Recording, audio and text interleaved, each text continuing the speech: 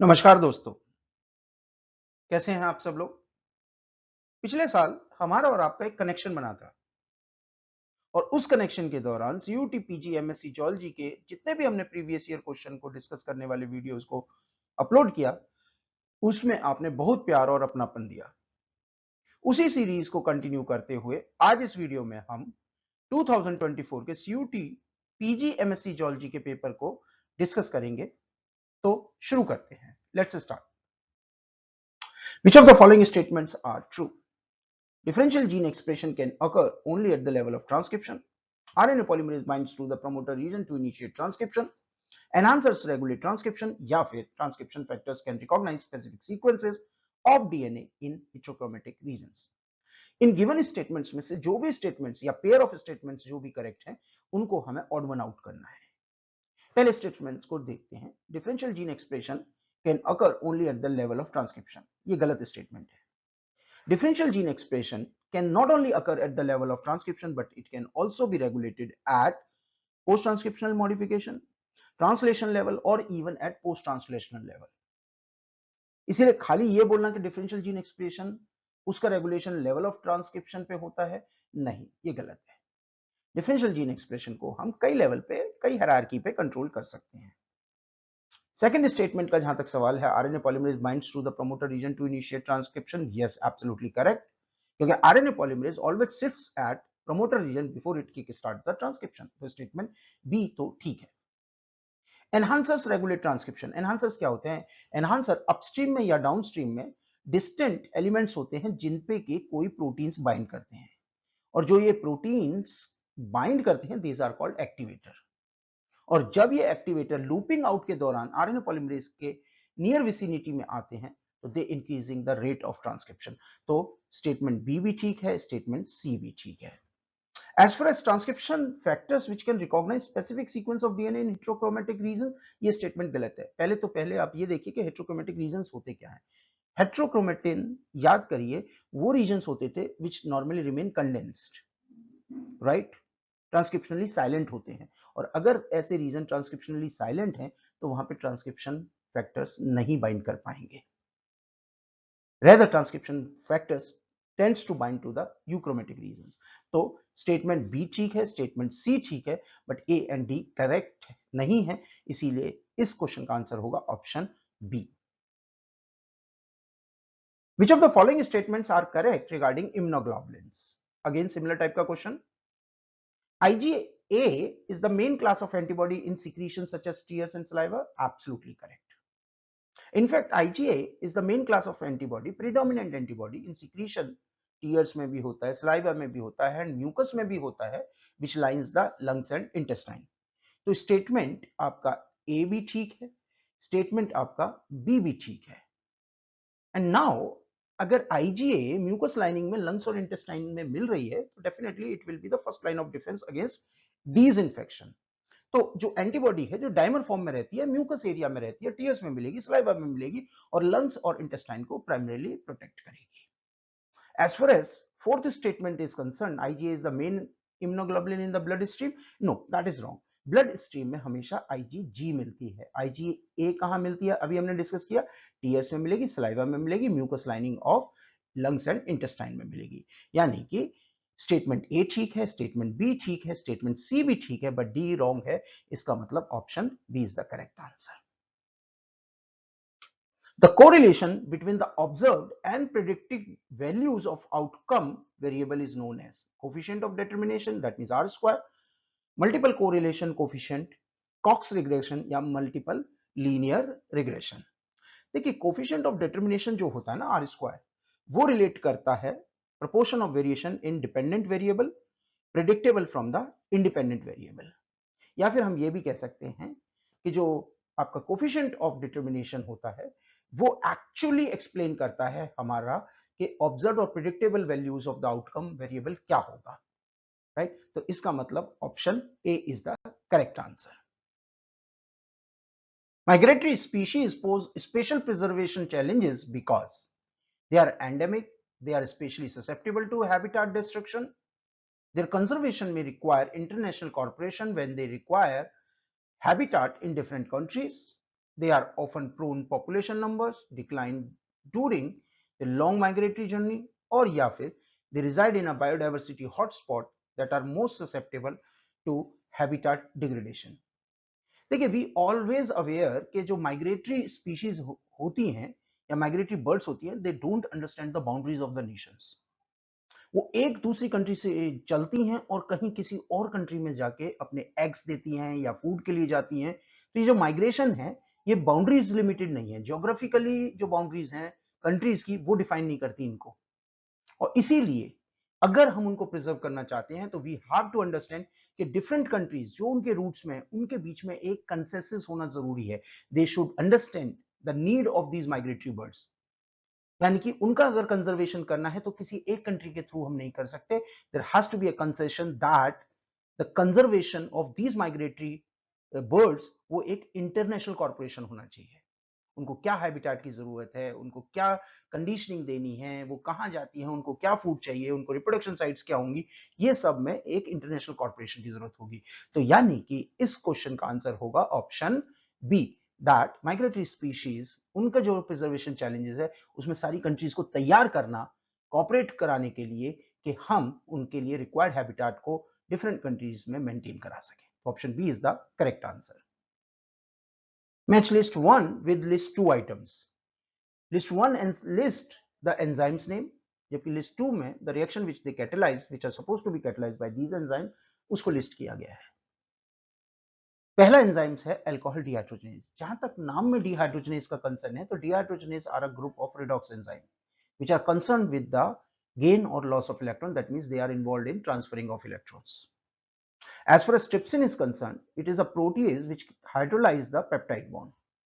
So trypsin is involved with the hydrolysis reaction. अगर यही दो आंसर्स को भी देखें तो हमारा answer has to be option C. Let's see the rest of the thing. Hexokinase glycolysis pathway का पहला एंजाइम है जिसमें it transfers the phosphate to the glucose molecule and glucose is converted to glucose 6-phosphate. Now the pyruvate carboxylase क्या करता है? It forms a bond between the pyruvate and bicarbonate ion using the ATP.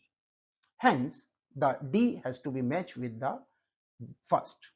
इसीलिए A का होगा 2, B का होगा 3, C का होगा 4 and D का होगा 1. Option C is the correct answer.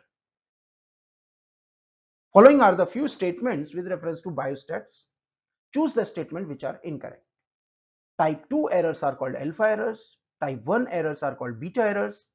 Correct null hypothesis is rejected in beta errors, while wrong null hypothesis is accepted in alpha errors. देखिए, चलिए एक एक करके इसको समझते हैं. पहले हम फोकस करते हैं टाइप 1 एरर्स को.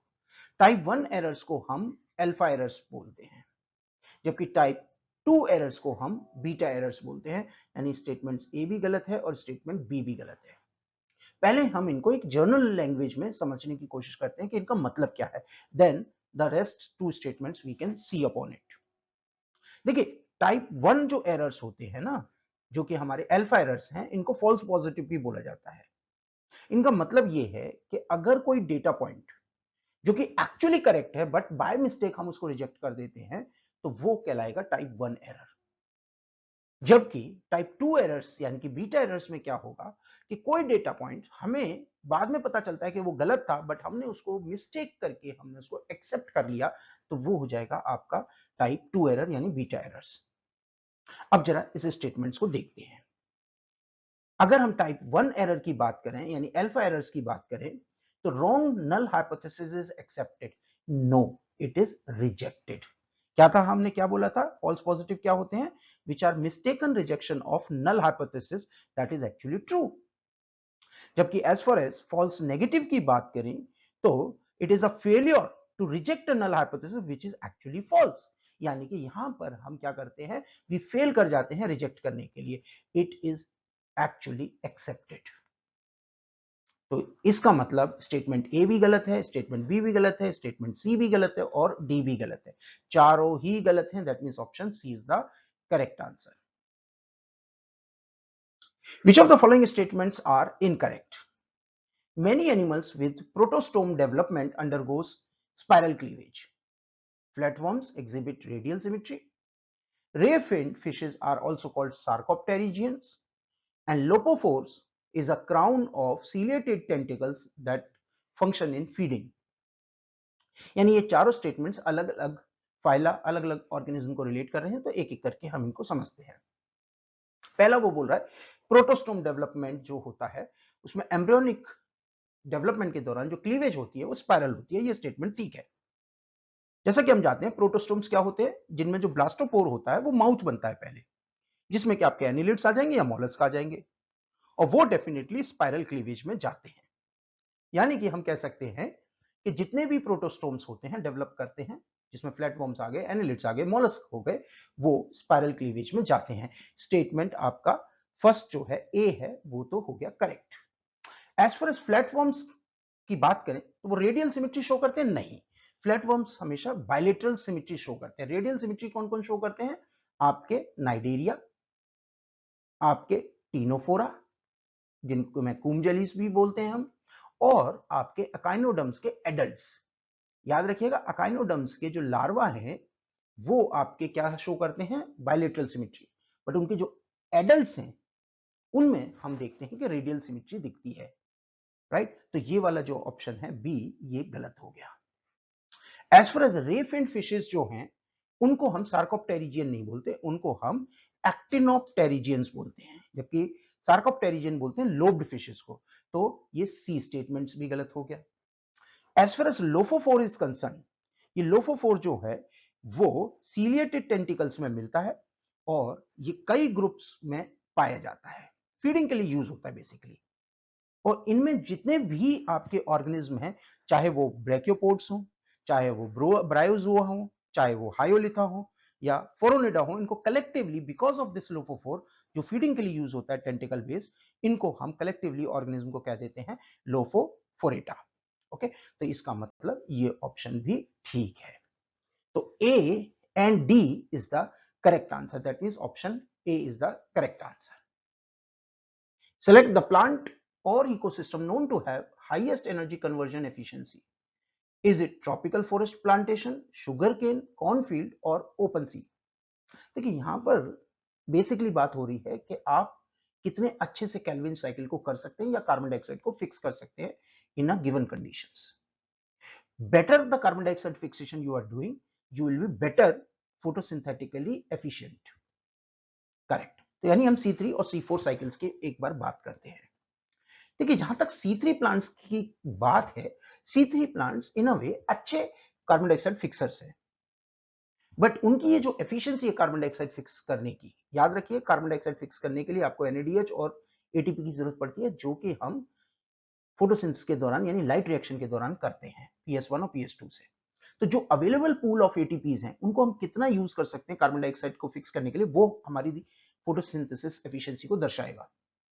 जहां तक C3 प्लांट्स की बात है, जब टेम्परेचर कम होता है या वार्मर कंडीशंस नहीं होती हैं, ऑक्सीजन कम होती है, वहां पे they are the one of the good plants as far as photosynthetic efficiency is concern. But जैसे जैसे आफ्टरनून होती है, ऑक्सीजन की अवेलेबिलिटी बढ़ जाती है, टेम्परेचर वार्म आउट होना शुरू हो जाता है, तो C3 और C4 प्लांट के बीच में जो फोटोसिंथेटिक रेट है उसमें थोड़ा सा डिफरेंस दिखना शुरू हो जाता है। C4 perform better whether it is a temperature increase हो या light intensity ज्यादा हो।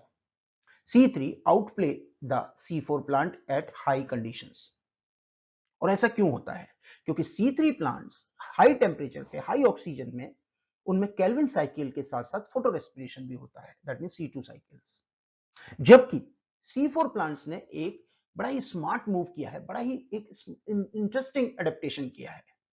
वो अपना जो कार्बन डाइऑक्साइड फिक्सेशन स्टेप है और उनका जो केल्विन साइकिल है यानी C3 साइकिल है, उन दोनों को उन्होंने फिजिकली सेग्रीगेट कर लिया है। इनमें से एक काम होता है बंडल शीथ में और दूसरा काम होता है आपके मीजोफिल में, जबकि C3 प्लांट्स में दोनों चीजें एक ही जगह हो रही हैं। दैट मींस अगर कंडीशन का कोई इफेक्ट पड़ेगा तो C3 प्लांट में एक ही जगह होने की वजह से दे विल बी कॉम्प्रोमाइज्ड। इसीलिए यहां पर sugar cane which is a known C4 plant, उसका फोटोसिंथेटिक एफिशिएंसी जो है, यानी कि जितनी उन्होंने एनर्जी ली उससे कितना ज्यादा फूड वो बना पाए, वो शुगर केन का बेटर होगा। That means option B is the correct answer. In the process of exploring eukaryotic ATS ribosomes, the following components may be observed. 20S ribosomal RNA, 5.8S ribosomal RNA, 5S ribosomal RNA and 34 proteins, 23S ribosomal RNA or 5S ribosomal RNA and 49 proteins. Let's look upon the eukaryotic ATS ribosomes. ATS ribosomes जो कि 4.2 into 10⁶ Dalton का होता है, उसको अगर हम separate करें तो एक लार्ज सब यूनिट होगी which is equivalent of 60s और एक होगी स्मॉल सब unit which is equivalent of 40s. Large सब unit is made up of 3 types of RNA and 49 proteins. और ये आरएनए कौन कौन से हैं? 28S ribosomal RNA, 5.8S ribosomal RNA and 5S ribosomal RNA. जबकि स्मॉलर सब यूनिट में 18S राइबोसोमल आरएनए होते हैं और 33 प्रोटीन्स होते हैं. तो यानी कि 80S के अगर हम लार्ज सब यूनिट की बात करें तो 28S राइबोसोमल आरएनए भी होता है और 5.8S राइबोसोमल आरएनए भी होता है, जबकि 5S राइबोसोमल आरएनए भी होता है और 49 प्रोटीन्स भी होते हैं. That means A and D is the correct as far as ATS ribosomal RNA is concerned या ATS ribosome is concerned. So option A is the correct answer. Which two embryological structures together form the bilamellar disc? Cytotrophoblast and hypoblast, epiblast and hypoblast, cytotrophoblast and epiblast, syncytotrophoblast and embryoblast. देखिए after implantation एक crucial बाइलेमुलर disc form होती है और ये जो crucial बाइलेमुलर disc है जो कि आप देख सकते हैं यहां पर है, और इसको अगर हम देखें तो यहां पर हम देख सकते हैं कि it is formed by epiblast and hypoblast. और ये दोनों जो लेयर बनाते हैं bilaminar disc, it is responsible basically to give rise to all the tissue which is absolutely required for organogenesis. हमारे जितने भी ऑर्गन्स हैं सब इन्हीं से बनेंगे, इसी से हमारी एक्टोडर्म बनेगी, मीजोडर्म बनेगी और आगे जाके हमारे एंडोडर्म बनेगी और फिर आगे जाके सारे टिश्यूज बनेंगे. इनफैक्ट पूरा ऑर्गेनिज्म इधर से ही बनेगा. तो यानी कि जो बाइलेमुलर डिस्क है उसके लिए कौन रिस्पॉन्सिबल है? आपका epiblast and hypoblast. Option B is the correct answer. The square root of the variance is known as, that's very easy. जो स्क्वायर रूट ऑफ वेरिएंस जो होता है उसको हम क्या बोलते हैं? Standard deviation. तो standard deviation is the square root of variation जो कि हमारा क्या मेजर करता है? It indicates that how spread out the data from mean, यानी कि आपका जो मीन है उससे कितना डेटा आपका दूर है. राइट तो इस क्वेश्चन का आंसर क्या होगा? Option B. Match list 1 with list 2 items. List 1 में हमने टेक्सोनोमिक यूनिट्स दे रखी हैं और लिस्ट 2 में हमने रिप्रेजेंटेटिव एग्जांपल्स दे रखे हैं. Brachiopods, proboscis worm, ctenophores lamp shells, nemertea, comb jellies and onychophorans is velvet worms. अब इनको मैच आउट करना है. देखिए इस क्वेश्चन को सॉल्व करने का बड़ा आसान सा तरीका है. जो टीनोफोरा होते हैं वो अभी हमने डिस्कस किया क्या होता है? कूम जेली, यानी बी का होगा 3. बी का 3 जो है आपका या तो ए में है, बी में है और डी में है. इन तीनों में से कोई आंसर होगा. ब्रैकियोपोड्स जो होते हैं वो हो गए लैम्प शेल. राइट तो अगर हम ध्यान से देखें तो ये हो गया आपका ब्रैकियोपोड्स जो कि एक लैम्प के शेल की तरह है. जबकि अगर हम टीनोफोरा की बात करें तो टीनोफोरा हमारी हो गई कूम जेली. निमर्टिया जो है आपका प्रोबस्किस वर्म होता है विच इज दिस वन. इसमें आप देख सकते हैं कि प्रोबस्किस है. और ओनाइकोफोरंस जो होते हैं वो आपके वेलवेट वर्म्स होते हैं. राइट तो इसका मतलब है आपका ए का 2, राइट, बी का आपका 3, ए का 2, बी का 3 एंड देन सी का आपका 1 एंड डी का आपका 4. यानी कि option D is the correct answer. Which of the following statements related to transcription in bacterial system or eukaryotic system are correct? यानी कि बैक्टीरियल ट्रांसक्रिप्शन के बारे में बात होगी कुछ स्टेटमेंट में या फिर कुछ स्टेटमेंट्स में हमारी यूकेरियोटिक ट्रांसक्रिप्शन की बात होगी. चलिए देखते हैं एक एक करके. During concurrent promoter sequence recognition and melting commences with base flipping, where two bases are flipped out into the pockets of the primary sigma factor. देखिए ट्रांसक्रिप्शन इनिशिएशन में जो सिग्मा फैक्टर का रोल जो है बैक्टीरियल सिस्टम में, bacterial transcription में, we can not deny. In fact sigma factor is the first one which recognise the specific promoter sequence और जो है बेस फ्लिपिंग को यूज करता है as a method of DNA melting. जब दो बेस फ्लिप आउट करते हैं पॉकेट्स में, याद करिए सिग्मा फैक्टर कहां बाइंड करता था, टाटा बॉक्स पे, राइट। तो जब वो बाइंड करता है तो दो बेस फ्लिप आउट करते हैं उसकी पॉकेट में, और इसकी वजह से डबल स्ट्रैंडेड डीएनए जो है वो क्या हो जाएगा, मेल्ट हो जाएगा, डिस्टर्ब हो जाएगा, तो वो खुल जाएगा। और आरएनए पॉलीमरेज के लिए इजी हो जाएगा ओपन डीएनए को लेना फॉर द ट्रांसक्रिप्शन, यानी कि स्टेटमेंट ए जो है वो तो एब्सोल्युटली करेक्ट है, कोई दिक्कत नहीं है उसमें। यहां तक binding of alpha amanitin to RNA polymerase 2 की बात है, तो यानी कि हम बात किसकी कर रहे हैं, यूकैरियोटिक ट्रांसक्रिप्शन की, राइट। तो binding of alpha amanitin in RNA polymerase 2, it permits entry of nucleotide into RNA pol 2, ये बिल्कुल ठीक है। अल्फा एमिनिथिन जो है जब बाइंड कर लेता आरएनए पॉल 2 से, उससे एंट्री न्यूक्लियोटाइड की उसकी एक्टिव साइट पे आरएनए पॉल 2 की पे उससे कोई फर्क नहीं पड़ता। इनफैक्ट एक्टिव साइट पे सिंथेसिस भी हो सकती है आरएनए की, बट जो इलोंगेशन स्टेप है वो रुक जाता है बिकॉज ट्रांसलोकेशन नहीं हो पाती। परमानेंट बाइंडिंग होने की वजह से क्या होता है, ट्रांसलोकेशन रुक जाता है। इसका मतलब ये स्टेटमेंट भी ठीक है, न्यूक्लियोटाइड आ भी सकता है आरएनए पॉल की एक्टिव साइट पे, आरएनए भी बनाने में यूज हो सकता है, पर इलोंगेशन नहीं हो सकता आरएनए का। Now as far as C statement is concern, RNA pol 1 can not bind to upstream promoter. जैसा कि आप डायग्राम में देख सकते हैं, आरएनए पॉल 1 के केस में अपस्ट्रीम जो एलिमेंट्स होते हैं वो होते हैं प्रमोटर्स होते हैं, और आरएनए पॉल वहां तक रहता है। इसका सीधा सा मतलब है क्या, RNA pol 1 can bind to the upstream promoters, तो ये स्टेटमेंट्स हो गया गलत। As far as fact is associated with RNA pol during transcriptional elongation and helps displace one stone octamers during transcription। पहले इसको समझते हैं, यूकैरियोटिक आप जरा डीएनए को देखिए जरा, क्या होगा, ये लेटर से डबल स्ट्रैंडेड डीएनए है, और अगर ट्रांसक्रिप्शन हो रही है तो ये ट्रांसक्रिप्शन बबल है लेटर से, और then again double stranded DNA, और यहां पर क्या होंगे, न्यूक्लियोसोम्स होंगे। अब एज यू नो, अगर आरएनए पॉल को आगे बढ़ना है तो then this nucleosome must be gone away, they should be unfold the DNA, right. आपका जो ट्रांसक्रिप्शन बबल है उसको आगे मूव ऑन करना पड़ेगा, उसके लिए आपको न्यूक्लियोसोम हटाने पड़ेंगे, और उसके लिए न्यूक्लियोसोमल रीमॉडलिंग कॉम्प्लेक्स की जरूरत पड़ती है। एंड फैक्ट जो है वो इसी तरीके का न्यूक्लियोसोमल रीमॉडलिंग कॉम्प्लेक्स है। इसको हम क्या बोलते हैं, protein which facilitate chromosome chromatin transcription. F stands for facilitate and C stands for chromatin and T stands for transcription।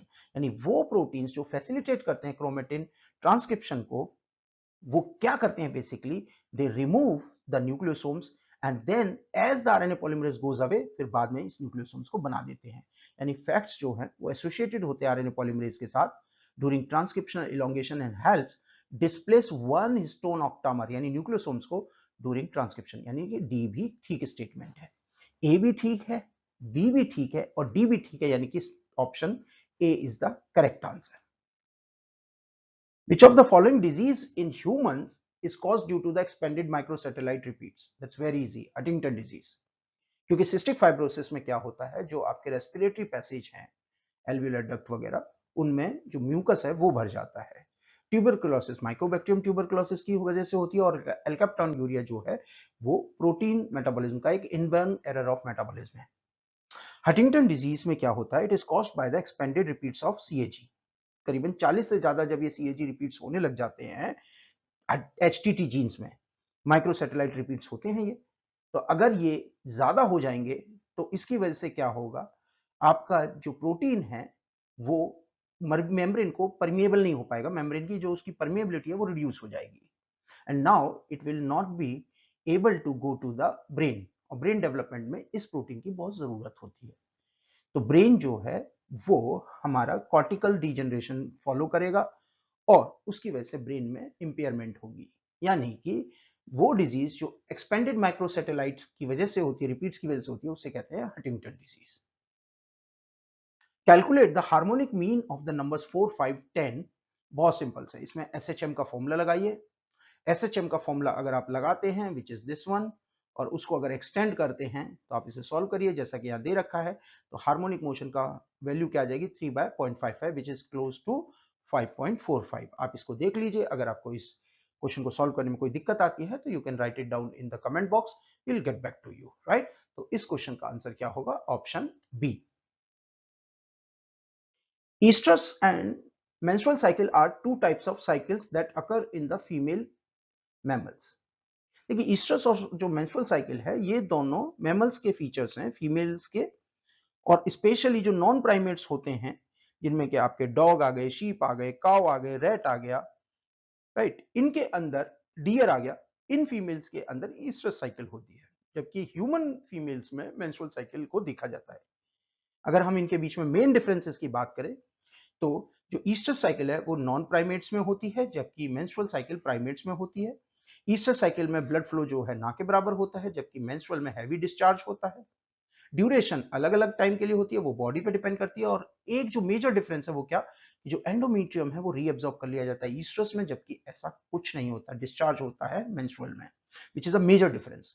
तो जो primary difference between these two is the endometrium shed by the uterus during the estrous cycle is reabsorbed, but the shed endometrium is excreted from the body during the menstrual cycle. That means option A is the correct answer. Match list 1 with list 2 types. List 1 में organism है और उनके जो chromosome numbers हैं, diploid या haploid content, वो दिया हुआ है आपके लिस्ट 2 में। चलिए इसको हम एक टेबल के थ्रू सॉल्व करेंगे, ठीक है। फ्रूट फ्लाई, पहले फ्रूट फ्लाई को देखते हैं। तो फ्रूट फ्लाई जो ड्रोसोफिला मेलानोगास्टर है उसमें डिप्लॉयड नंबर होता है 8, जबकि हैप्लॉयड नंबर होता है 4। देखते हैं क्या डिप्लॉयड नंबर कहीं पर दे रखा है 8, यस।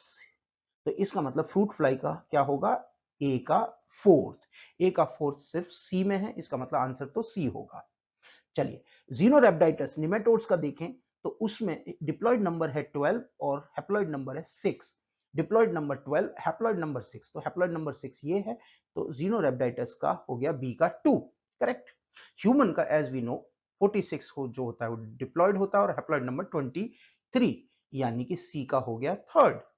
एंड माउस का जो होगा, तो माउस के केस में अगर आप देखें तो जो हमारा माउस है इसके अंदर उसमें डिप्लॉयड नंबर है 40 और हैप्लॉयड है 20, तो माउस का हो गया आपका डिप्लॉयड नंबर 40।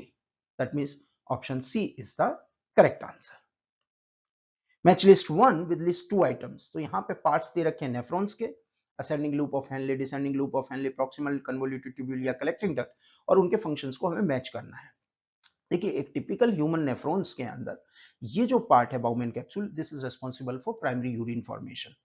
जो एफरेंट आर्ट्रियोल से जो ब्लड आ रहा है उससे फिल्ट्रेट करता है, और प्लाज्मा में से अगर हम प्रोटीन पोर्शन को हटा दें और फॉर्म्ड एलिमेंट्स को हटा दें तो जो भी बचेगा रिमेनिंग वो सब चला जाएगा हमारे आपके बाउमेन कैप्सूल के ल्यूमन में, और वहां से फिर प्रॉक्सिमल कन्वोल्यूटेड ट्यूब्यूल में से मैक्सिमम चीजें रीअब्सॉर्ब कर ली जाती हैं, स्पेशली ग्लूकोज, राइट। तो प्रॉक्सिमल कन्वोल्यूटेड ट्यूब्यूल में एब्जॉर्प्शन करेंगे हम ग्लूकोज का, यानी सी का होगा 1। तो सी का 1 आपका है, आपके दो ऑप्शन में ए में है और सी में है। चलिए आगे कंटिन्यू करते हैं।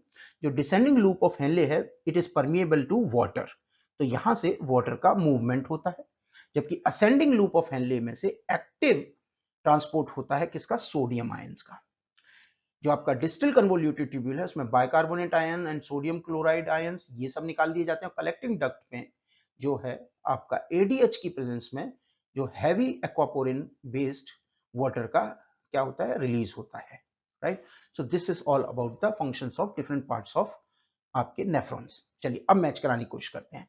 असेंडिंग लूप ऑफ हेनले, उसमें आपका डिफ्यूजन ऑफ वाटर भी हो सकता है और active transport.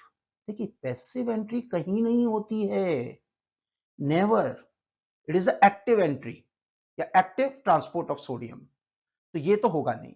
As far as collecting duct है उसका भी डिफ्यूजन ऑफ वाटर हो सकता है, या फिर आपका असेंडिंग लूप ऑफ हेनले का भी हो सकता है। Descending loop of Henley sodium is actively thrown out, उसमें हम ले सकते हैं ascending loop of Henley.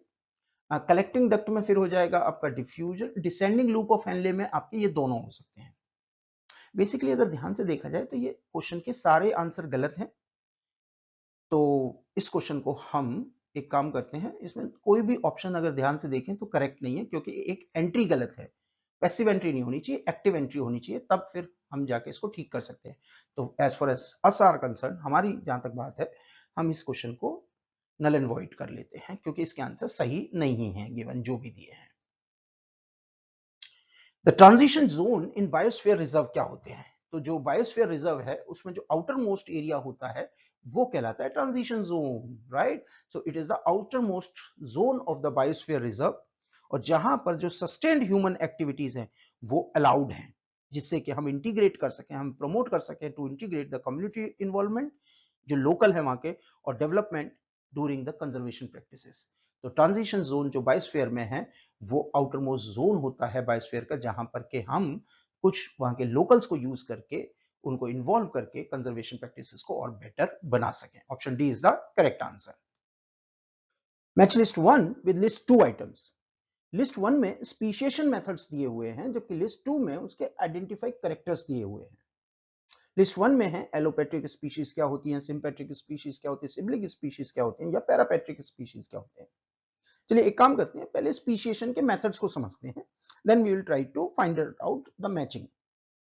Allopatric species में शुरुआत में क्या होता है, there is a group of population जिसमें खूब सारे इंडिविजुअल्स हैं and they are mating, and now because of certain reason, या फिर कोई नेचुरल कैटास्ट्रोफ आने की वजह से या कोई जियोग्राफिकल बैरियर आने की वजह से दो पॉपुलेशन अलग अलग इंडिपेंडेंटली रिप्रोडक्टिवली आइसोलेट अगर हो जाए, दैट मीन्स अगर मान लीजिए एक एरिया में there are group of organism, एक पॉपुलेशन थी जो पहले मीटिंग करती थी, बट अब उसके बीच में से लेटर से बाढ़ आने की वजह से एक पॉपुलेशन जो नदी है उसके दूसरी तरफ रह गई, और जबकि एक पॉपुलेशन दूसरे साइड में रह गई, तो ऐसी पॉपुलेशन रिप्रोडक्टिवली आइसोलेट हो गई। और इस तरह के मेथड जो होते हैं जिसमें कि रिप्रोडक्टिवली आइसोलेशन होता है बिकॉज ऑफ जियोग्राफिकल बैरियर, उसको हम कहते हैं एलोपैट्रिक स्पीशिएशन। वाइल सिंपैट्रिक स्पीशिएशन क्या होता है, सिंपैट्रिक स्पीशिएशन में अगेन वही सेम ग्रुप ऑफ ऑर्गेनिज्म, अगर उसमें से कुछ ऑर्गेनिज्म लेट अस से रिप्रोडक्टिव आइसोलेट कर लें, उनकी अपनी नेचुरल प्रेफरेंस जो है वो अपने ही मेंबर्स के साथ रिप्रोडक्टिव आइसोलेशन की हो जाए, तो उस काइंड ऑफ स्पीशिएशन को हम कहेंगे सिंपैट्रिक। यानी कि ज्योग्राफिकल बैरियर नहीं है, एक ही जगह पे रह रहे हैं, बट उनकी जो प्रेफरेंस है मेटिंग की वो डिस्टर्ब हो गई है। Now they are not preferring the other members of the species. वो क्या हो गए हैं, अब वो एक पर्टिकुलर ग्रुप में ही रिप्रोडक्शन करते हैं even though occupying the same area. यानी एलोपैट्रिक स्पीशीज क्या हो गई, species inhabiting different geographical area, while sympatric are those which are occupying the same geographical area. Now comes the peripatric.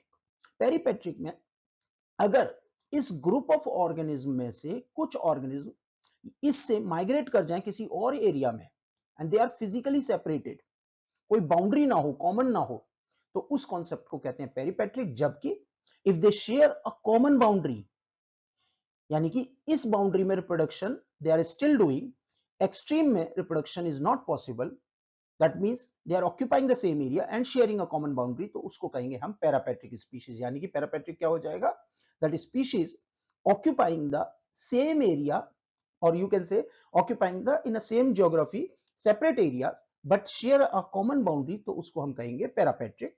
और sibling क्या हो जाएंगे, those species which are morphologically identical but reproductively isolated, atypical species, तो वो हो गया हमारा क्या, सिबलिंग स्पीशीज। तो ए का हो गया सेकंड, बी का हो गया फर्स्ट, सी का हो गया फोर्थ एंड डी का हो गया three. That means option A is the correct answer. After electrophoresis, the gel containing the separated proteins is immersed in an acid alcoholic solution of the dye. This what it does actually. तो आपने देखा होगा protein के लिए जब हम SDS पाच करते हैं तो जो भी हमारा जेल होता है उसको हम ट्राइक्लोरोएसिटिक एसिड या फिर एसिड अल्कोहलिक सॉल्यूशन में डालते हैं before we shift it to Coomassie blue. क्यों ऐसा करा जाता है, क्योंकि एसिडिक नेचर में डालने से क्या होगा कि एक तो प्रोटीन्स वहां डीनेचर हो जाएंगे और फिक्स हो जाएंगे जेल के अंदर, और अगर वो फिक्स हो गए, इमोबिलाइज्ड हो गए, तो they will not wash out. तो जब हम वॉशिंग करेंगे तो वो उसमें से प्रोटीन सॉल्युबलाइज होकर निकल नहीं जाएंगे। और ये तीनों ही स्टेप्स में हम क्या करते हैं, हम प्रोटीन्स पे जो डाई बाइंडिंग साइट्स है उनको एक्सपोज कर देते हैं, और अब हमारा Coomassie brilliant blue can better bind. तो यानी कि एसिडिक सॉल्यूशन में डालने से प्रोटीन रिलेटेड जेल्स को हमारा प्रोटीन भी डीनेचर होते हैं, फिक्सिंग भी हो जाती है, वो इजीली वॉश आउट भी नहीं होते और अच्छे से डाई को पकड़ लेते हैं। यानी कि सारे ही इसमें स्टेटमेंट ठीक है, हमारे सारे ऑब्जेक्टिव्स जो है मीट अप कर जाते हैं अगर हम जेल को एसडीएस5 को इमर्स कर दें एसिड अल्कोहलिक सॉल्यूशन में। That means option C is the correct answer. Read the following structure which is a combination of clinical syndrome. Okay, इस तरह के क्वेश्चंस पे आपको ध्यान देना होगा। एटलीस्ट इस तरीके का एक क्वेश्चन तो आप एक्सपेक्ट करिए किसी भी एमएससी एंट्रेंसेस में, राइट, जिसमें कि हमारा कैरियोटाइप दे रखा है, क्रोमोसोमल फॉर्मूला दे रखा है और एस्टिमेटेड फ्रीक्वेंसी दे रखी है बर्थ की। चलिए, इसमें से अगर आपने कैरियोटाइप और क्रोमोसोमल फॉर्मूला भी कर लिया ना, तो इससे हमारा क्वेश्चन बन जाएगा। देखिए, डाउन सिंड्रोम क्या होता है?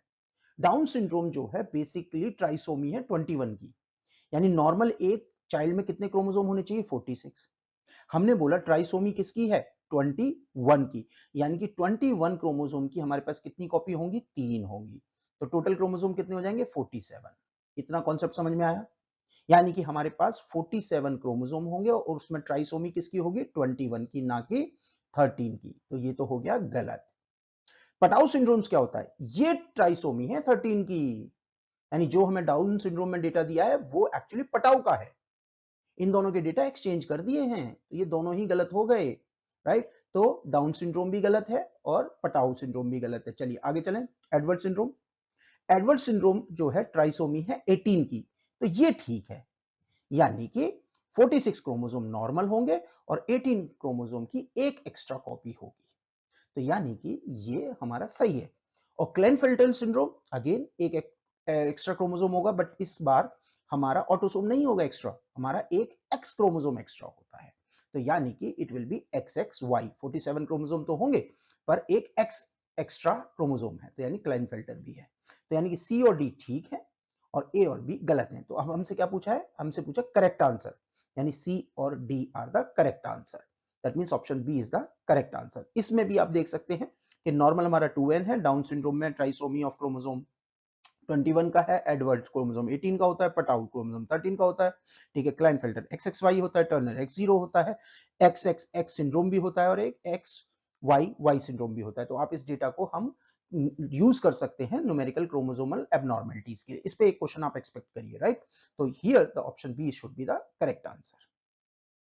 Match list 1 with list 2 items. List 1 में एनलिस्ट किया गया कोएंजाइम्स को, लिस्ट 2 में उनके प्रिकर्सर मॉलिक्यूल्स के बारे में बताया गया है, यानी कि किन विटामिन से ये कोएंजाइम्स बनाए जा सकते हैं। चलिए एक एक करके शुरू करते हैं। जो कोएंजाइम ए है, it is being derived from vitamin B5, जिसको हम क्या बोलते हैं? Pantothenic acid. तो coenzyme A is derived from pantothenic acid, ठीक है। नेक्स्ट FAD या FMN, याद करिए फ्लेविन है, तो it is being derived from vitamin B2। It is being derived from vitamin B2, जिसको हम राइबोफ्लेविन भी बोलते हैं। NAD यानी निकोटिनामाइड, निकोटिनामाइड यानी कि सीधी सी बात है किससे आएगा? नियासिन से, और नियासिन को हम विटामिन B3 भी बोलते हैं। और थाइमिन पायरोफॉस्फेट यानी कि TPP, वो विटामिन B1 से डिराइव होता है, जिसको हम थाइमीन भी बोलते हैं। तो यानी ए का हो जाएगा 2, राइट। ए का 2 तो आपका ऑप्शन सी में ही है, तो आंसर तो ऑप्शन सी होगा। बाकी का आप मैच कर लीजिए। ए का 2, बी का 3, सी का 4 एंड डी का 1। That means option C is the correct answer. Which of the following is a feature of a stable community? Susceptible to invasion by alien species, susceptible to occasional disturbances, resistant to occasional disturbances, more variation in the productivity. एक stable community से आप क्या expect करते हैं? कब उसे stable बोलेंगे? आप अपनी लाइफ में देख लीजिए। व्हेन यू बिकम स्टेबल, जब आपके जो छोटे छोटे चैलेंजेस हैं उनको आप विदस्टैंड कर सकें, आप उन्हें रेजिस्ट कर सकें। दैट मीन्स किसी भी कम्युनिटी को हम कब स्टेबिलिटी की तरफ जाता हुआ मान सकते हैं, कब उसे क्लाइमेक्स कम्युनिटी का दर्जा दे सकते हैं, कब उसे हम बोल सकते हैं कि now it has been stabilised in a given area, जब उसका स्ट्रक्चर और फंक्शन को वो मेंटेन कर सके, इवन दो एनवायरमेंट में चैलेंजेस आ रहे हों और उनको वो रेजिस्ट करे, और जो भी एनवायरमेंटल डिस्टर्बेंस है उनके खिलाफ वो आराम से डील कर सके। दैट मीन्स कोई भी स्टेबल कम्युनिटी तब स्टेबल बनती है जब it is resistant to occasional disturbances, उनको विदस्टैंड कर सके और उनसे पार पाके वो इवॉल्व होती रहती है। That means option C is the correct answer. Match list 1 with list 2 item. In list 1 we have enlisted the hormones and in list 2 we have enlisted the functions. इसमें लेप्टिन दे रखा है, इसमें पैनक्रियाटिक पॉलीपेप्टाइड दे रखा है, parathyroid hormone दे रखा है and epinephrine in skeletal muscles दे रखा है। देखिए इसमें अगर आपको 12th क्लास में आपने केमिकल कोऑर्डिनेशन वाला चैप्टर पढ़ा हो तो वहां से आपका ये क्वेश्चन बन जाएगा। पैराथायराइड हार्मोन जो है वो कैल्शियम लेवल को मेंटेन करता है, कैल्शियम होमियोस्टेसिस को मेंटेन करता है अलोंग विद कैल्सीट्रायोल के थ्रू। जबकि एपिनेफ्रिन जो है ग्लाइकोजिनोलिसिस करवाता है, अवेलेबिलिटी ऑफ ग्लूकोज को करवाता है। तो आपका सी का हो गया क्या 4th, और डी का हो गया 1, सी का 4 डी का 1, यानी ऑप्शन तो होगा आपका डी, राइट। लैप्टिन जो है वो आपकी एपेटाइट को सप्रेस करता है, जबकि pancreatic polypeptide inhibits somatostatin secretion, right. तो इसका मतलब इसका आंसर क्या होगा, option D.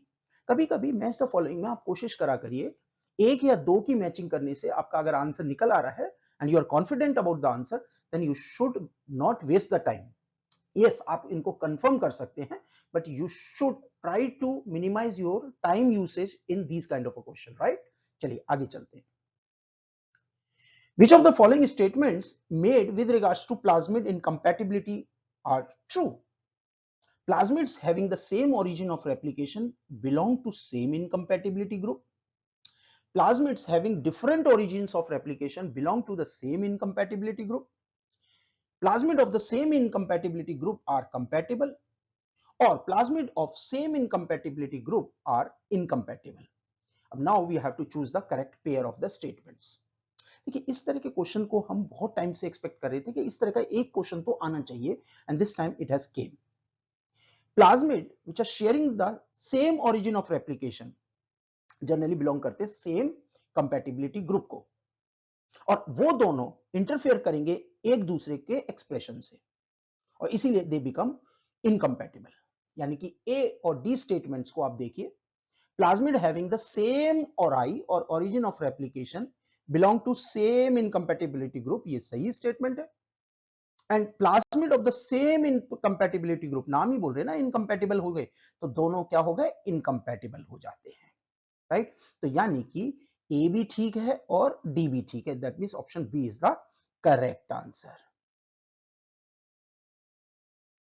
Bacteria produce an enzyme methylase which mainly play a role in the modification of DNA, cutting of DNA, repair of DNA और rearrangement of DNA।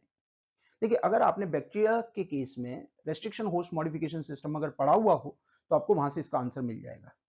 बेसिकली जो bacterial मिथिलेज होते हैं, व्हाट दे डू, वो सीपीजी islands जो होते हैं उनके cytosine को मिथाइलेट कर देते हैं, राइट। और वो ऐसा क्यों करते हैं? Because of this modification they are able to protect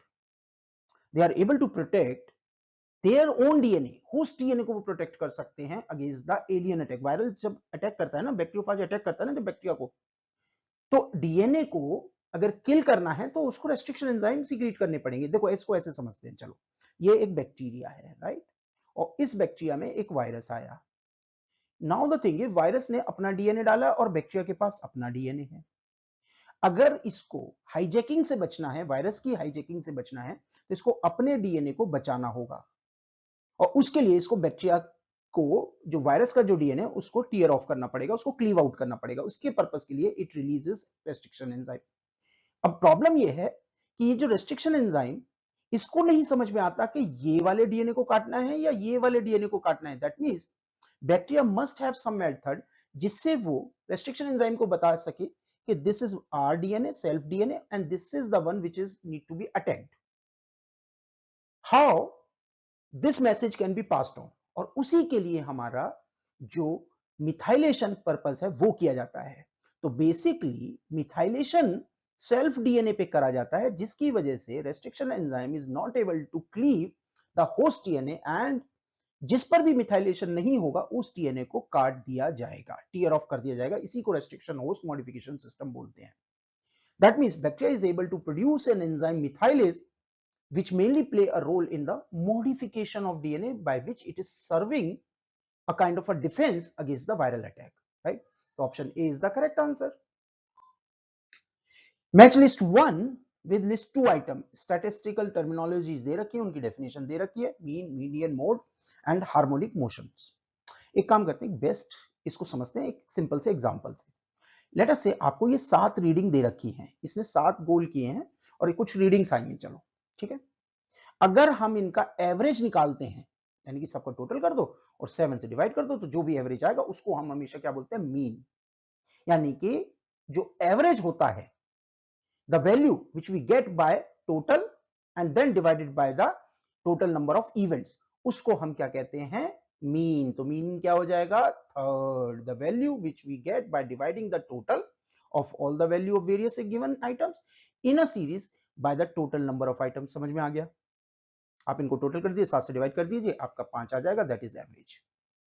mode क्या होता है, इनमें जो भी टर्म सबसे ज्यादा फ्रिक्वेंटली रिपीट हुई है, यानी कि यहां पे देखिए 1 एक ही बार आया, 3 एक ही बार आया, 4 एक ही बार आया, पर 6 दो बार आ गया, यानी जो भी टर्म सबसे ज्यादा फ्रिक्वेंटली रिपीट होती है उसको हम मोड कहते हैं।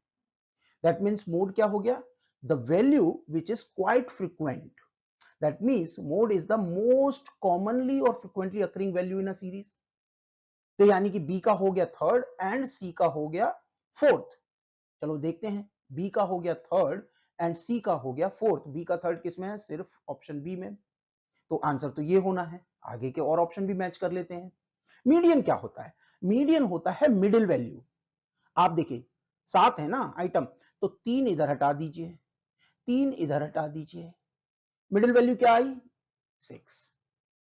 दैट मीन्स अगर इंक्रीजिंग ऑर्डर में इन वैल्यूज को लिख दिया जाए और उसमें जो बीच में जो वैल्यू होगी, जो एक तरह से मिरर इमेज की तरह काम कर रही है, एक्सिस बना रही है, उसको हम कहेंगे मीडियन। तो that means the value of the middle item of a series when it is arranged in ascending or descending order of magnitude, ये होता है आपका मीडियन। एंड जो रेसिप्रोकल ऑफ द एवरेज होता है वो कहलाता है हार्मोनिक मीन, राइट। तो डी का हो जाएगा आपका 1, ए का 2, राइट, बी का 3, राइट, सी का 4, राइट, एंड डी का 1। That means option B is the correct answer. Following statements are with reference to oogonia. Which of these is incorrect? Okay. Common fate of oogonia is death by apoptosis. Oogonia are able to undergo mitotic division. Number of oogonia grows especially during puberty, और oogonia are diploid cells। देखिए जो formation and proliferation of oogonia है ना, that occur during foetal development. कहने का purpose ये है कि जितने भी प्राइमरी oogonia बनने हैं, जितने भी, वो प्यूबर्टी तो भूल जाइए, वो फीटल डेवलपमेंट में बनते हैं। यानी कि जब भी एक ह्यूमन फीमेल पैदा होती है तो वो एक लिमिटेड सेट्स ऑफ oogonia के साथ पैदा होती है, जो कि आगे जाके एग बनेंगे। वो फिर बाद में डिवाइड नहीं करते। There will be no division after once a child has born, and around 350 to 400 oogonia इस तरह की रहती हैं, और जो कि साइलेंट पड़ी रहती हैं जब तक कि प्यूबर्टी नहीं आती, और प्यूबर्टी पे बस उनका ट्रांसफॉर्मेशन होता है किसमें, एग में। दैट मीन्स ये जो नंबर ऑफ oogonia है इन फीटल वो फिक्स हो जाती हैं, और उसके बाद जब चाइल्ड बर्थ होती है फीमेल्स की, तो वहां पे इनके नंबर कभी इंक्रीज नहीं होते, they remain constant, they only get deplete। So that means a human female always born with a certain number of primary, आप कह सकते हैं egg cell, जो कि आगे जाके egg बनेगी। तो that means ऑप्शन सी जो है वो wrong स्टेटमेंट है, यानी कि इनकरेक्ट स्टेटमेंट है। ठीक है, चलो आगे चलते हैं।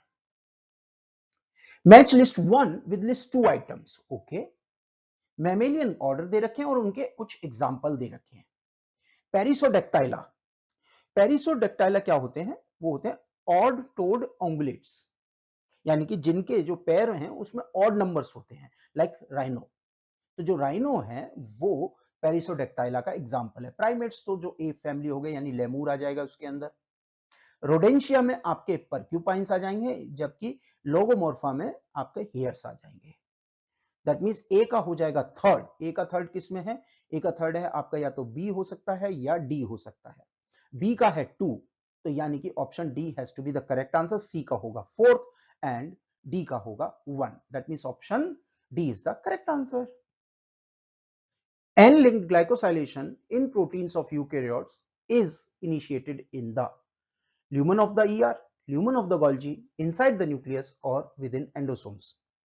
देखिए N-linked glycosylation of proteins into the eukaryotes वो कहां होता है, ER के ल्यूमन में, राइट। तो ER के ल्यूमन में N-linked glycosylation होता है, जिसके अंदर ओलिगोसैकेराइड जो प्रिकर्सर्स है ना, उसको ट्रांसफर कर दिया जाता है नेसेंट प्रोटीन्स पे, उसको चिपका दिया जाता है।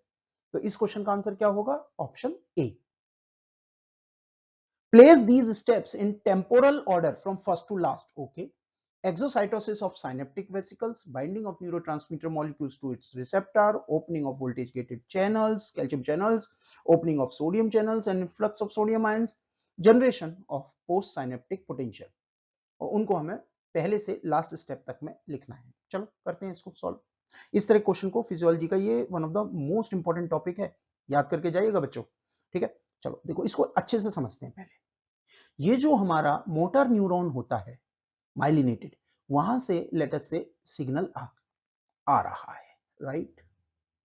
और जैसे ही ये सिग्नल आपके साइनेप्टिक एरिया पे पहुंचेगा तो यहां पर आपके कुछ कैल्शियम चैनल्स जो होते हैं जो कि इन्फ्लक्स कराते हैं कैल्शियम्स का, और कैल्शियम इस चैनल वाया स्नेयर कॉम्प्लेक्स वो क्या करवाता है? साइनेप्टिक वेसिकल का फ्यूजन कराता है। किस पे? आपके साइनेप्स पे। और उससे क्या होता है? न्यूरोट्रांसमीटर रिलीज हो जाता है। More often it is acetylcholine. ठीक है, ये एसिटाइलकोलिन जब बाइंड करता है अपने रिसेप्टर्स पे, तो देन इसकी वजह से जो सोडियम चैनल्स हैं उनके थ्रू इन्फ्लक्स शुरू हो जाता है। किसका? सोडियम्स का। और सोडियम का इन्फ्लक्स रेस्टिंग मेम्ब्रेन पोटेंशियल को क्या करता है? डीपोलराइज। याद करिए। तो यानी कि एक और एक्शन पोटेंशियल जनरेट हो गया मोटर एंड प्लेट में, और वो जाके आगे स्केलेटल मसल में आगे जाके एग्जीक्यूशन कराएगा। तो शुरू करें अब इन स्टेप्स को समझना। देखिए यहां पे एक्शन पोटेंशियल जो इनिशियल है उसके बारे में कोई बात नहीं की गई पांचों स्टेटमेंट में। तो हमारा स्टार्टिंग कहां से होगी? Opening of voltage gated channel, यानी कि एक्शन पोटेंशियल आया, उसकी वजह से आपके जो मोटर न्यूरॉन है उसके एंड पे वोल्टेज गेटेड कैल्शियम चैनल खुल गए, उसकी वजह से कैल्शियम अंदर आया, राइट। उसके बाद क्या होगा? आपके जो साइनेप्टिक वेसिकल्स हैं उनकी एक्सोसाइटोसिस हो जाएगी, वो फ्यूज कर जाएंगे और एसिटाइलकोलिन को कहां रिलीज कर देंगे? साइनेप्स एरिया में। ठीक है, और अब वो एसिटाइलकोलिन बाइंड करेगा अपने रिसेप्टर से। ठीक है, और एक बार उसने रिसेप्टर से बाइंड कर लिया तो सोडियम चैनल खुल जाएंगे और इन्फ्लक्स ऑफ सोडियम चैनल आएगा और डिपोलराइजेशन करवाएगा, और उसकी वजह से पोस्ट साइनेप्टिक पोटेंशियल ये वाला जो हमने बताया ये होगा जो आगे जाके मसल्स एक्शन कराएगा, मसल कॉन्ट्रैक्शन कराएगा। तो यानी कि पहले होगा सी, उसके बाद क्या होना था? याद करिए, आपका एक्सोसाइटोसिस ऑफ साइनेप्टिक वेसिकल सी ए, यानी कि आपका आंसर क्या होगा? Option A. फिर उसके बाद क्या था? थर्ड। उसके बाद क्या था आपका? फोर्थ। उसके बाद आपका क्या था? फिफ्थ। यानी कि C A B D E, that means option A is the correct answer. Dung beetles lives in a region where cattle graze, quickly burying and recycling cattle droppings. Because of the dung beetles' activity, breeding habitat for disease-carrying flies are reduced, and the plants upon which cattle feeds are nourished. The relationship between the dung beetles and disease-carrying flies is a type of, is it mutualism, commensalism, interspecific competition or interspecific competition? देखिए इस question को जरा ढंग से समझते हैं। ये जो डंग बीटल्स है ये किस पे फीड अपॉन कर रहा है? ये कर रहा है कैटल ड्रॉपिंग्स पे, राइट। ये वही कैटल ड्रॉपिंग्स हैं जो कि हैबिटाट हैं, यानी कि रहने का स्थान है जहां पे वो एग्स देगा। कौन? आपका फ्लाइज, डिजीज कॉजिंग फ्लाइज। यानी कि अगर कैटल ड्रॉपिंग्स को यूज कर लिया जाएगा बाय डंग बीटल तो फ्लाइज के लिए जो हैबिटाट है, जो उसके एग लेइंग हैबिटाट है, वो रिड्यूस हो जाएगा, राइट। तो यानी कि कैटल ड्रॉपिंग्स या तो डंग बीटल यूज कर सकता है या फ्लाइज यूज कर सकते हैं, दोनों में कंपटीशन है। अब डंग बीटल एक कॉलिप्टरन है, फ्लाइज डिप्टरन्स हैं, यानी स्पीशीज सेम नहीं है, राइट। इसका मतलब क्या हुआ कि दोनों के बीच में कंपटीशन हो रहा है, बट ये कंपटीशन कौन सा है? इंटरस्पेसिफिक है। अगर एक कॉलिप्टरन का दूसरे कॉलिप्टरन या एक डिप्टरन का दूसरे डिप्टरन के साथ कंपटीशन होता फॉर द सेम रिसोर्सेज तो वो इंट्रा होता, राइट। तो इस क्वेश्चन का आंसर क्या होगा? Option D. Select the correct statements regarding membrane transport. First statement क्या है? Channel proteins form open pores through which suitably sized molecules ion can cross the membrane. Carrier proteins selectively bind specific molecule and transport them across the membrane by undergoing a conformational change. Transport of molecules across membranes through channel proteins and carrier proteins always involve active transport? No. This statement is wrong. Not always, right? And a small uncharged molecule can diffuse freely through the phospholipid layer. ये भी ठीक है, ये भी statement ठीक है, ये भी ठीक है. जो सी स्टेटमेंट है वो गलत है. क्यों? जो एक्टिव ट्रांसपोर्ट होता है वो ऑफन इन्वॉल्व करता है क्या? मूवमेंट ऑफ चार्ज स्पीशीज या फिर against the gradient higher to lower. यानी कि जो transport of the molecule across the membrane है, जो चैनल या प्रोटीन्स या कैरियर प्रोटीन के थ्रू होगा, ठीक है, वो हायर टू लोअर जाएगा. ठीक है, जबकि पंप यूज करते हैं एक्टिव ट्रांसपोर्ट, एटीपी का यूज करके, जैसे सोडियम पोटेशियम पंप, 2 पोटेशियम को अंदर और 3 सोडियम को बाहर, यूजिंग 1 एटीपी, राइट? तो अगर हम ध्यान से देखें तो कैरियर और चैनल्स में एटीपी यूज नहीं होता, राइट? कौन सा होता है? डाउनहिल ग्रेडियंट्स, यानी अप साइड से डाउन साइड, यानी अपर ग्रेडियंट से लोअर ग्रेडियंट पे जाते हैं चीजें, राइट? तो इस क्वेश्चन का आंसर क्या होगा? ए बी स्टेटमेंट ठीक है, बी भी ठीक है, डी भी ठीक है, ए बी डी ठीक है, यानी कि option C has to be the correct answer. In a sucrose density gradient, what is the order of organelle sedimentation from lower to higher concentration of sucrose? Golgi, smooth endoplasmic reticulum, rough endoplasmic reticulum. Smooth endoplasmic reticulum, Golgi, rough endoplasmic reticulum. Golgi, RER, SER या RER, SER and Golgi. देखिए sucrose density gradient जो होता है वो एक तरह का discontinuous gradation है. ठीक है, ग्रेडियंट जो बना हुआ है डिसकंटिन्यूअस, यानी कि बीच में आपको बाउंड्रीज दिख जाएंगी. जैसे इस केस में 1.08 वाली जो बाउंड्री है, फिर 1.10 वाली डेंसिटी है. इन अ वे हम ये समझ सकते हैं कि जो डेंसिटी है वो कॉन्स्टेंटली ऊपर से नीचे आते तक इंक्रीज होती जाती है, और जिस भी ऑर्गेनेल की डेंसिटी मैच कर जाती है उसकी डेंसिटी से, जैसे इस एग्जांपल में हम देखें लाइसोसोम्स की डेंसिटी होती है 1.12 ग्राम पर सेंटीमीटर क्यूब, तो ये जहां भी वैल्यू को मैच करेगा लाइक हियर, तो ये वहां सेटल डाउन कर जाएगा. पेरोक्सिसोम्स अपनी डेंसिटी के हिसाब से सेटल डाउन कर जाएगा यहां पर. तो आपकी ऑर्गेनेल की जो भी डेंसिटी होगी उस पे वो मैच कर जाता है. याद रखिएगा, जिनकी डेंसिटी कम होगी वो ऊपर रह जाएंगे और जिनकी डेंसिटी ज्यादा होगी वो नीचे रह जाएंगे सुक्रोज डेंसिटी ग्रेडियंट में, विच इज अ डिसकंटिन्यूअस. आइसोपिकनिक एक कंटीन्यूअस ग्रेडियंट है जो सीजियम क्लोराइड बनाता है, इक्विलिब्रियम वहां पे ग्रेडियंट बनता है. चलो इस क्वेश्चन पे आते हैं वापस से. अब हमें क्या देखना है कि किसकी डेंसिटी ज्यादा है, और डेंसिटी किसका फीचर होता है कि आपका वजन कितना है. तो अगर आप ध्यान से देखें तो जो गोल्जी है वो सबसे हल्की है, राइट? और किससे ड्राइव होती है? ईआर से. अब ईआर हमारे पास दो तरीके के दे रखे हैं, एसईआर और आरईआर. आरईआर क्या होते थे? The one which is having क्या? राइबोसोम्स. तो आपके आरईआर पे राइबोसोम्स का एक्स्ट्रा वेट हो गया, तो यानी कि डेंसिटी किसकी होगी? सबसे कम होगी गोल्जी की, उसके बाद एसईआर की, उसके बाद आरईआर की. यानी आरईआर की सबसे ज्यादा डेंसिटी होगी, यानी कि वो कहां मिलेगा? सबसे नीचे. उससे ऊपर कौन मिलेगा? एसईआर. और उससे ऊपर कौन मिलेगा? गोल्जी. तो गोल्जी लोअर साइड पे, मॉडरेट साइड पे एसईआर, और हायर साइड पे आपकी क्या आएगा? RER. That means option A is the correct answer. Arrange the following evolutionary event in the history of horse evolution chronologically. Miohippus, Eohippus, Hyacothyrium या Merychippus. देखिए एक चीज याद रखिएगा कि ये जो कंडीशंस जो दे रखी है ना, ये स्टेजेस दे रखी हैं इवोल्यूशन की हॉर्स की हिस्ट्री में, वो सारी का हमें कोई डायग्राम अभी एक साथ नहीं मिला, तो हमें थोड़ा सा इसमें क्या करना पड़ेगा, इसमें थोड़ा सा प्रिज्यूम भी करना पड़ेगा. अब बेसिकली होता क्या है, देखिए जो इवोल्यूशनरी सीक्वेंस ऑफ हॉर्स है वो स्टार्ट होता है हाइकोथीरियम से, जो कि इसमें मेंशन नहीं किया गया है. तो हाइकोथीरियम सबसे अर्ली फॉर्म है, and then it is followed by Eohippus, जो कि आप यहां पे देख सकते हैं, and then it is followed by Miohippus, जो अगेन नहीं दिया गया है, और उसके बाद आता है मेरिचिप्पस.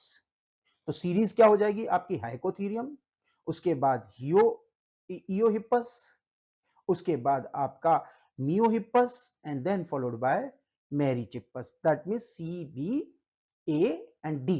That means option C B A D. That means option D is the correct answer. The following is the list of steps involved in the transfer of bacterial DNA by generalized transduction. Which option represent the correct sequence of the steps? याद रखिए generalise transduction का मतलब है कि जो DNA है, viral का DNA, वो बैक्टीरिया के डीएनए के साथ मिक्स होगा. लाइसोजेनी की बात चल रही है, राइट? तो ये चीज याद रखना। स्पेशलाइज्ड ट्रांसडक्शन में क्या होता है, जो वायरस की जीन्स हैं उसका जब मिक्सअप होता है लाइसोजेनी के दौरान बैक्टीरिया के साथ डीएनए में, तो bacteria acquire some new characters, antibiotic resistance वगैरह, तो उसको हम बोलते हैं specialised transduction, which is again a part of lysogeny. इसको हम कभी किसी और दिन समझ सकते हैं या हमारे पुराने मैराथन वीडियोस में आप इसको डिस्कस कर सकते हैं। चलिए, तो इसमें क्या क्या स्टेप्स होंगे? Packaging of host genomic DNA fragment into P1 phage head, injection of DNA of transducing particle into bacterial host, injection of P1 phage DNA into the bacterial host, release of transducing particle into the bacterial host, या fragmentation of host genomic DNA by phage encoded endonuclease। देखिए, एक काम करते हैं, हम cycle देखते हैं। सबसे पहले क्या होगा, वायरस इन्फेक्ट करेगा, उसके साथ वो अपना डीएनए डालेगा। फाज P1 का जब डीएनए डालता है तो उसके बाद वो बैक्टीरियल डीएनए के पीसेस कर देगा। लाइसोजेनी में वैसे तो इसको जाना चाहिए था और पार्ट बनना चाहिए था किसका, आपके बैक्टीरियल डीएनए का, मान लेते हैं हम वो कर चुका है। उसके बाद ये इसके पीसेस कर देगा जब भी उसे वायरुलेंस करना होगा, और उन पीसेस में से वो randomly based on the size constraint वो उनको पैक कर लेगा हेड्स में, और वो हेड्स अल्टीमेटली टेल्स के साथ ज्वाइन करके वो वायरन पार्टिकल वो निकल जाएंगे, राइट। अब इस प्रोसेस के दौरान हो सकता है कि कुछ जो डीएनए था वो बैक्टीरिया का डीएनए पैक हो गया हो हेड में। सपोज करिए ये एक वायरस पार्टिकल है जिसके अंदर बैक्टीरिया की जीन्स आ गई हैं बाय मिस्टेक। अब जब ये इन्फेक्ट करने जाएगा किसी और बैक्टीरिया को, दूसरे बैक्टीरिया को, तो उसके अंदर अगर अपने इसने जीन कंट्रीब्यूट कर दिया, वो जीन इसकी तो नहीं थी ना, बैक्टीरिया की जीन थी, तो इसका मतलब bacteria has acquired a new character which could be antibiotic resistance, right. तो इसका मतलब स्टेप्स क्या क्या होंगे, अब जरा इसको देखते हैं। देखो, तो process will begin with the injection of P1 phage DNA, ठीक। Now what is the second step? Now bacterial host will be followed by fragmentation. आप देख रहे हैं फ्रेगमेंटेशन हो गया, तो यानी कि जो बैक्टीरियल होस्ट है उसका फ्रेगमेंट होगा, ठीक है, यानी कि आपका C उसके बाद E, राइट। उसके बाद क्या होगा, the packaging of host genomic DNA fragment into the P1 phage head, that is the statement A, right. उसके बाद क्या होगा, उसके बाद होगा release of the transducing particle, जिनको हम विरियन भी बोलेंगे, into the next bacterial host, that means this will be the option fourth. ये देखिए यहां से ये वायरन निकले और नेक्स्ट होस्ट पे चले गए, और उसके बाद फाइनली वो इंजेक्ट करेंगे ये फ्रेश डीएनए जो कि बैक्टीरिया का था, एक्चुअली प्रीवियस बैक्टीरिया का था, into the new bacterial host. तो यानी कि फर्स्ट क्या होगा, सी, उसके बाद ई, सी ई मतलब option B, C E A D B, option B is the correct answer. Arrange the following animals on the basis of their phyla according to their increasing level of complexity. Okay, Scolopendra, Nereis, Dentalium, Euplectella और Physalia। इसमें से दो तो अगर आप zoology के students हैं, वैसे तो आपको सारे ही आने चाहिए लॉजिकली, पर आपको फाइसेलिया और नेरिस का तो इमीडिएटली याद आ गया होगा। नायरेस जो होता है वो क्या होता है, नेरिस एक तरह का एक्वेटिक एनिलिड है, राइट। चलो एक एक करके शुरू से करते हैं। स्क्लोरोपेंड्रा क्या है, ये आपकी क्या है, ये स्क्लोरोपेंड्रा आपकी क्या होती है, सेंटीपीड या मिलीपीड यानी कि ऑर्थोपोड, ठीक है जी, चिलोपोडा में आती है। उसके बाद नेरिस एनिलिड है, डेंटेलियम क्या है, मॉलस्क है। यूप्लेक्टेला क्या है, यूप्लेक्टेला पॉरीफेरन है। और फाइसेलिया क्या है, फाइसेलिया जेलीफिश है यानी कि नाइडेरियन है, राइट। तो एक सीरीज में इनको लगाते हैं। सबसे स्मॉलेस्ट लोअर फॉर्म क्या होगी, यूप्लेक्टेला, डी, यानी कि ऑप्शन या तो ए है या आपका बी है, राइट। उसके बाद क्या होगी, फाइसेलिया यानी कि नाइडेरियंस। उसके बाद क्या होगी, एनिलिडा। उसके बाद क्या होगा, ऑर्थोपोडा। और उसके बाद क्या होगा, मोलस्का। यानी कि आंसर क्या होगा, D E B A C, D E B A C, that means option A is the correct answer. A student was asked to clone a DNA fragment flanked by BAM-H1, और उसकी restriction site दे रखी है, sites into a vector cut with the BGILL, उसकी भी restriction site दे रखी है, और cloning successful हुई है। इसका मतलब ये जो रेस्ट्रिक्शन एंजाइम है ये कंपैटिबल साइट्स को क्रिएट करते हैं। अब आपको क्या कहा गया है कि based on this what will be the restriction site configuration of these two enzymes, यानी कि जो पैलिंड्रोमिक सीक्वेंस है, ओवरहैंग जो बनेगा वो सिमिलर होना चाहिए। मान लीजिए इसका ओवरहैंग और इसका ओवरहैंग सेम होना चाहिए, BAM-H1 का भी जो ओवरहैंग बने और आपका BGILL का ओवरहैंग सेम होना चाहिए। चलिए ओवरहैंग के बारे में डिस्कस करते हैं पहले के। तो इसमें ओवरहैंग क्या होगा, GATC, जबकि इसमें ओवरहैंग क्या आ रहा है आपका निकल के, AGAT, राइट। इस केस में सेकंड में क्या आ रहा है, GATC, और इधर से भी क्या आ रहा है, GATC, यानी कि दोनों ही केसेस में ओवरहैंग क्या आ रहा है, सेम आ रहे हैं, कंपैटिबल हो जाएंगे, यानी ऑप्शन बी ठीक आंसर होगा, राइट। दूसरे में भी देख लीजिए, इसमें आ रहा था आपका GGATC, जबकि इधर से क्या आएगा आपका GATCT, ये भी गलत है। सिमिलरली फोर्थ भी आप चेक कर सकते हैं, इसमें तो बिल्कुल ही गलत है, इसमें यहाँ पे कट कर रहा है, इसमें बीच में कट कर रहा है, यानी ओवरहैंग सेम नहीं हो सकते। इसका मतलब ऑप्शन बी जो है वो सही है। Sickle cell anemia is a disease characterized by the patient's erythrocytes having a characteristic sickle or crescent shape. Select the correct statement about the disease. जो सिकल सेल एनीमिया है वो होती क्यों है, बेसिकली सिकल सेल एनीमिया में एक point mutation होता है, और ये जो पॉइंट म्यूटेशन होता है बेसिकली नॉर्मल केसेस में क्या होता है, जो पॉइंट म्यूटेशन जो होता है वो इस जगह पे होता है।